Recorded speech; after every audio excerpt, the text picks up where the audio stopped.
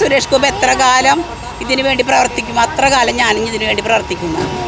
ഇത് പോലത്തെ ഒരു പൊന്നാട അണിയിച്ചു, പിന്നെ ഇങ്ങനത്തെ ഒരു ഫോട്ടോ. പള്ളി വരെ യോഗം മുടക്കാൻ പറ്റൂല.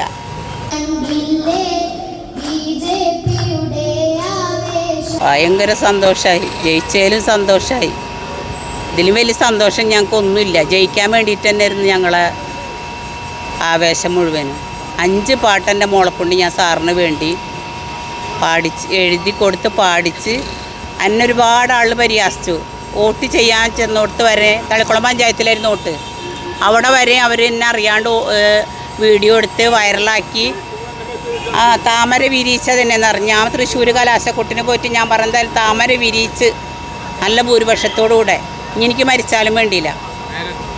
5 സോങ് എഴുതിയെന്ന് പറഞ്ഞില്ലേ?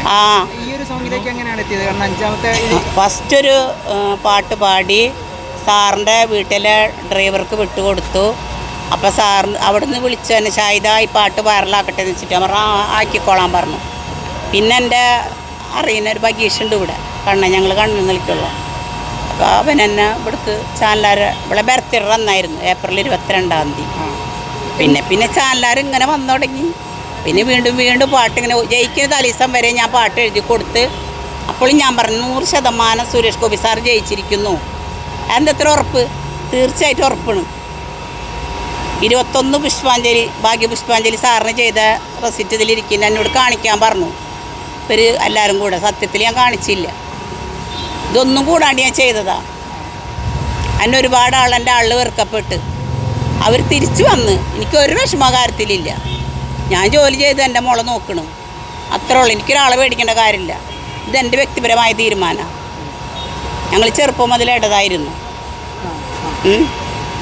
അപ്പോൾ ഇപ്പം എനിക്കിഷ്ടമാണ് സാറിനെ, ഒരു വ്യക്തിനെ, നല്ലൊരു വ്യക്തിയല്ലേ എന്നുള്ള നിലയ്ക്ക് ഞങ്ങൾ.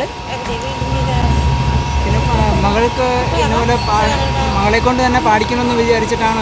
അവൾക്ക് താല്പര്യം ഉണ്ടായിരുന്നു. അങ്ങനെ പറഞ്ഞു ഉമ്മച്ചിയുടെ മോനല്ലേ, അങ്ങനല്ലേ ഇങ്ങനല്ലേ. ഞാൻ എഴുതി പാട്ട് പാടിക്കൊടുക്കും. അങ്ങനെ പഠിപ്പിച്ച് ഒരെണ്ണം മോദിനെക്കുറിച്ച് പാടി. എല്ലാവരുടെ ഭാഗത്തൊന്നും ഉണ്ടായിരുന്നു. ഗൾഫിൽ നിന്ന് എതിർപ്പായിരുന്നു. ഞാനതൊന്നും പൂസിയില്ല, വില വെച്ചില്ല. ഞാൻ സുരേഷ് ഗോപി എത്ര കാലം ഇതിനു വേണ്ടി പ്രവർത്തിക്കും അത്ര കാലം ഞാനും ഇതിനു വേണ്ടി പ്രവർത്തിക്കുന്നു. 2 പ്രാവശ്യം അടുപ്പിച്ച് ഞാൻ ഇതിന് പോയി, ആഹ്ലാദ പ്രകടനത്തിന്.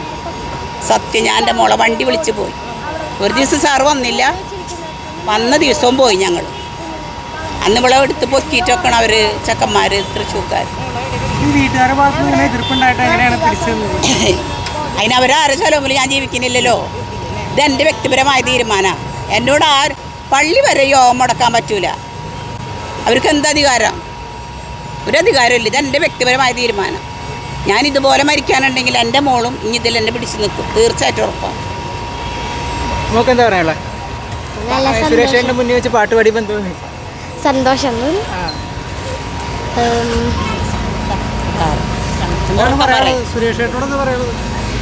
എനിക്ക് ഇനിയും കാണണം, ഇനി സംസാരിക്കണം. ഇത്തവണ ഒന്നും സംസാരിക്കാൻ പറ്റിയിട്ടില്ല ഇതുവരെ. അപ്പോൾ സംസാരിക്കണം എന്നുണ്ട്.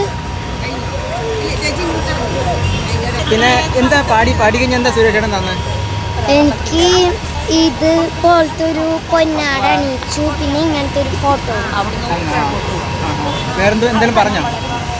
ഒന്നും പറയാൻ പറ്റിയില്ല, അവിടെ ഭയങ്കര തിരക്കായിരുന്നു.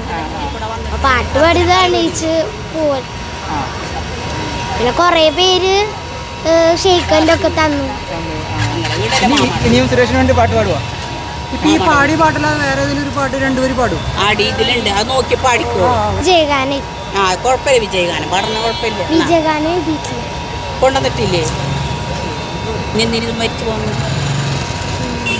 പാട്ടൊന്നും ഓർമ്മയില്ല, പഠിച്ചിട്ടില്ല. പാട്ടുകളൊക്കെ